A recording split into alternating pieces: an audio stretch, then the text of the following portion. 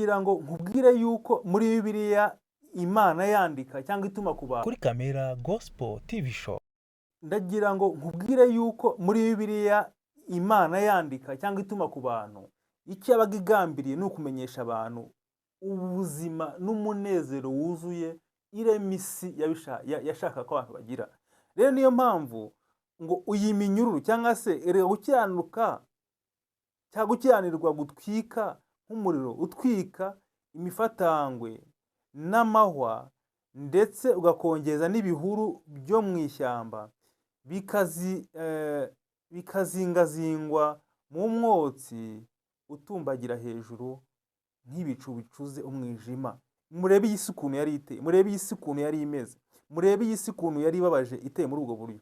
Ngo ariko umwana yatuvukiye duha mwana w'umuhungu, ubutware buzaba ku bitugu bye, azitwa igitangaza, umujyanama, Imana ikomeye, Data wa twese uhoraho, umwami w'amahoro.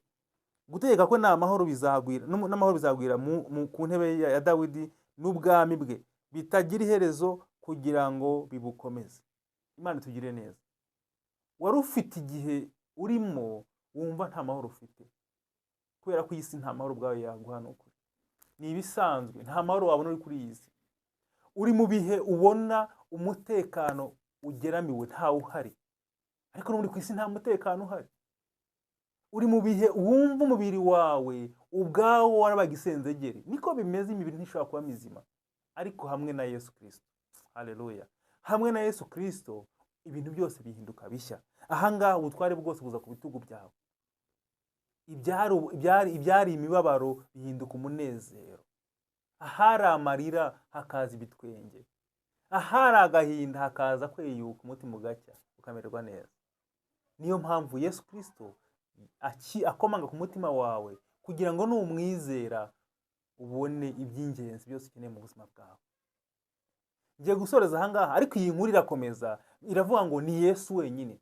Umutwe w'ikiganiro uvuga ngo ni Yesu wenyine ushobora guhindura amateka y'ubuzima bwawe, ushobora kukubeshaho ubundi buzima utigeze ugira mu buzima bwawe, ushobora kukubesha imibereho yindi utagize mu buzima bwawe. Reka dusenge Imana nkurarikira kugira ngo kuri iki gice cya kabiri gikurikiraho umenye ko ari Yesu wenyine. Ni Yesu wenyine ufite uko bigenza bikemera. Niwe wenyine ufite ukuntu ahindura isi akayivana mu mwijima akayishyira mu mucyo. Niwe wenyine ufite ihame ry'uko ubuzima bwari bugoranye ashobora kubworoshya. Niwe wenyine ukurishura burindi ryuzuye mu mutima wawe, akaguha ubuzima bweyutse, akaguha ubuzima. Nduwawe, nduwawe, nduwawe, nduwawe, nduwawe. Thank you God, oh. Nduwawe, Thank you God, oh. nduwawe. Reka ngushime mwami, ishimwe ni ryawe. It's my time, vuga imirimo yawe. Ndahetse kubwawe, ndatuje kubwawe.